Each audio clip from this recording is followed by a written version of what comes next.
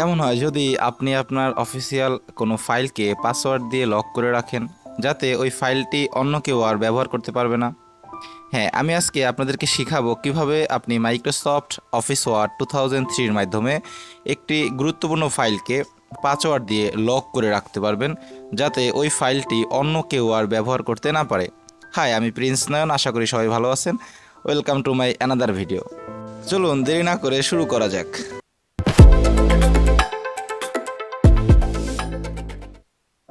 প্রথমে আমাদের Microsoft office word 2003টি open করে নিতে হবে। এরপর আমরা এখানে কিছু লেখা লিখলাম। আপনারা ইতিমধ্যে জানেন, আমরা ফাইল থেকে কোনো ডকুমেন্টকে যখন সেভ করতে যাব, তখন এখানে সেভ বা সেভ অ্যাস দুটি অপশন আছে। আমরা দুটির মাধ্যমে একটি ফাইলকে সেভ করতে পারবো, অথবা সেভ করার জন্য কিবোর্ড থেকে Ctrl+S ক্লিক করলেও এটি সেভ হবে, এবং সেভ অ্যাজ করার জন্য কিবোর্ড কমান্ড F12। তো আমরা যখন সেভ অ্যাজের মাধ্যমে এটি সেভ করব, তো দেখুন এখানে আমি একটি ফাইল নেম লিখে দিলাম। এরপর উপরে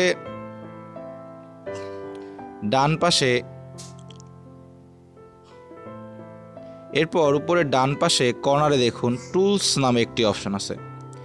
তো আমাদের এই টুলসের ভিতরে আজকের কাজ। আমরা এই টুলসের মাধ্যমে দেখব কিভাবে একটি ফাইলকে লক করে রাখা যায়।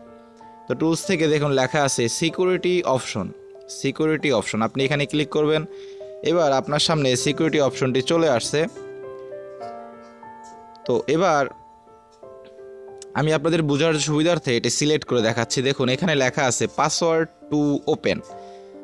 টু ওপেনের এই বক্সে আপনাকে একটি পাসওয়ার্ড দিতে হবে, এবং পাসওয়ার্ড টু মডিফাই এই অপশনে একটি পাসওয়ার্ড দিতে হবে। পাসওয়ার্ড দিয়ে তারপর আপনি যখন ওকে ক্লিক করবেন, এটি পাসওয়ার্ডটি সেভ হয়ে যাবে। তো চলুন আমরা একটি পাসওয়ার্ড দিয়ে দিই। তো আপনি নিজের ইচ্ছা মতো যে কোনো একটি পাসওয়ার্ড এখানে দিতে পারবেন। তো আমি পাসওয়ার্ডটি দিয়ে ওকে ক্লিক করলাম। এবার এখানে আবার অ্যাগেইন আপনাকে পাসওয়ার্ডটি দিতে হবে, যেই পাসওয়ার্ডটি আপনি পূর্বে দিয়ে আসছেন, ওইটি সেম পাসওয়ার্ড। তো আমাদের পাসওয়ার্ডটি মোট 4 বার দিতে হবে। এবার এখানে আমরা একটি নাম লিখে দিয়েছিলাম, এবার জাস্ট সেভ ক্লিক করে দিলাম। তো দেখুন আমার ফাইলটি সেভ হয়ে গেছে। এবার আমি যখন ফাইলটিকে ক্লোজ করে দিলাম, এবার আমি ফাইল থেকে ওপেনে চলে যাব, বা কিবোর্ড থেকে Ctrl+O ক্লিক করব।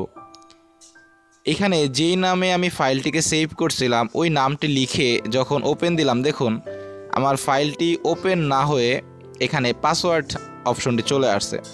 তাহলে দেখুন আমরা খুব সহজেই শিখে গেলাম যে কিভাবে আপনি একটি ডকুমেন্টকে পাসওয়ার্ড দিয়ে সেভ করতে পারবেন।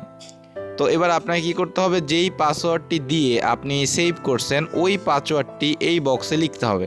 তো লিখে ওকে দিলাম, দেন আবার লিখতে হবে। তো এবার দেখুন আমাদের পাসওয়ার্ডটি দেওয়ার পরে আমাদের মাইক্রোসফটের যে ফাইলটি চলে আসছে। তো এইভাবে আপনি খুব সহজে পাসওয়ার্ড দিয়ে কোনো ডকুমেন্টকে সেভ করতে পারবেন। এবার চলুন দেখে আসি কিভাবে আমরা পাসওয়ার্ডটি আবার ডিলিট করে দেব।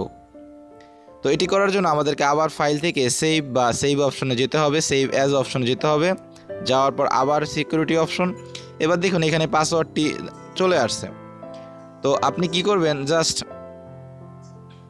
পাসওয়ার্ড দুটোকে সিলেক্ট করবেন। পাসওয়ার্ড যেই বক্সে যেই পাসওয়ার্ডগুলো লেখা আছে, আপনি সিলেক্ট করে কিবোর্ডের ডিলিট বাটন চাপ দিবেন।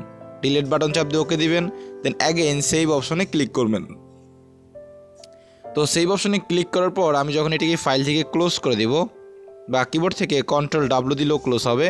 এবার যখন ফাইল থেকে আমি আবার ওপেন করতে গেলাম, এবার আমি যেই নামে সেভ করলাম ওই নামটি এখানে আবার লিখে দিলাম। দেখুন এবার যখন ওপেন দিলাম, দেখুন আমার ফাইলটি চলে আসছে। এবার কিন্তু কোনো পাসওয়ার্ড আসেনি।